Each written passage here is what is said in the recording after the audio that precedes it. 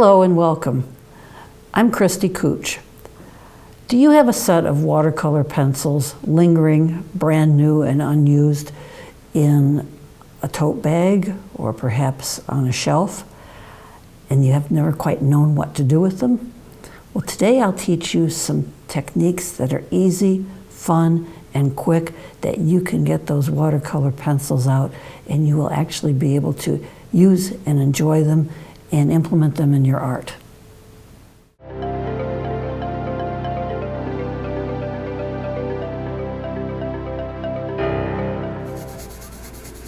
All right, so I've penciled in my vignette color of spring green. And if there are any other places where I want to add a little more, I can do that at this point.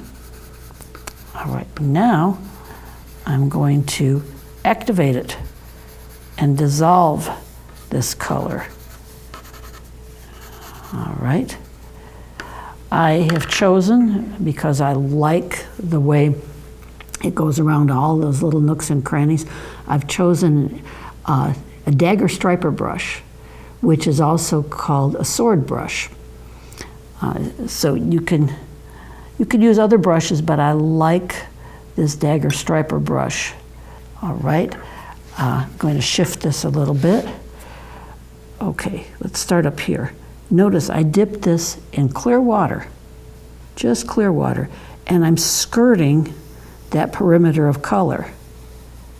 I'm not actually even going into the colored zone. And you'll need to keep an eye on this because depending on humidity conditions, your water might dry more quickly in some seasons of the year or some humidity conditions than others. All right, now, this is the fun part. I'm going to straddle that colored and that clear border with my brush, drag it along patiently, take it into those little curves and nooks, swing it around the corners. All right. And again, I'm still straddling the clear and the colored zone. And that beautiful spring green is dissolving into the luscious burst of color.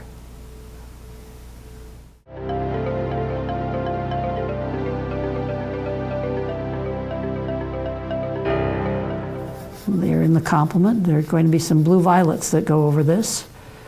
And even if it looks strange now, trust me, it will work.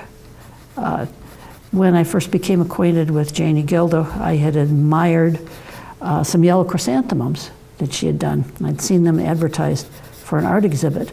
And I wrote to her and said, "You don't know me, but how do you get those lovely vibrant shadows?" I said, "Whenever I try to draw daffodils, I would have my yellows and golds, and I would put in a color similar to maybe a terracotta or a rusty brown, and suddenly the daffodils looked bruised. They looked like they should have been tossed out a couple days ago." I said, "If you don't mind my asking you, how do you do this?" And she very kindly wrote me a handwritten letter, that was before I had the internet, and said, "Get yourself a color wheel and go to the opposite on that color wheel. Go to the complementary color, and for yellow, the complement is violet. Use some form of violet." And it was excellent advice, and I have used it ever since, and I'll always be grateful to her.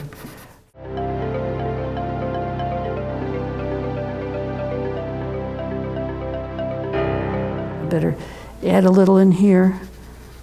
Can't neglect this one just because it's the biggie.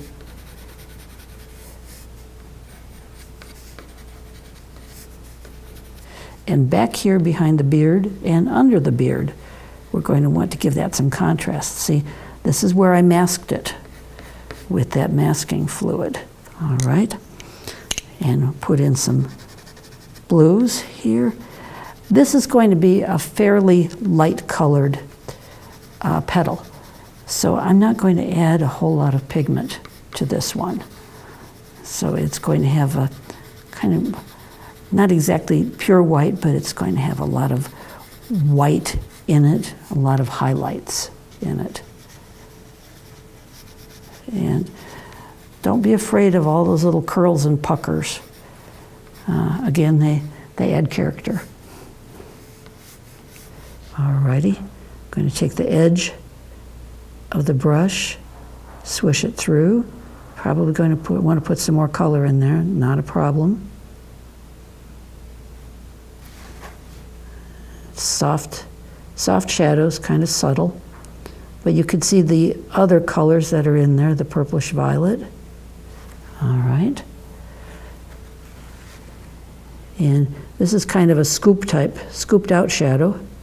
It's like a furrow in the petal, sort of scooped out. And in here, see, this is where my masked area is. I'm not worried about putting anything in here because this is going to hold. It's going to hold and it's going to protect that area that's going to be that whiskery little beard here. All right. Let's say I want to make this pop a little bit more. I'll take my phthalo blue. Okay, see this phthalo blue? There, I'll put a little more of this phthalo blue in here because it's still damp. And while it's still damp, I can do some very nifty wet into wet techniques. And here, it's still damp in here. Let's blue it up a little bit. There. And if I want this to be a little more subtle, there, I soften the edge. Soften the edge so that it's not as much of a hard-edged shadow there. This one, though, I do want to make a little more hard-edged.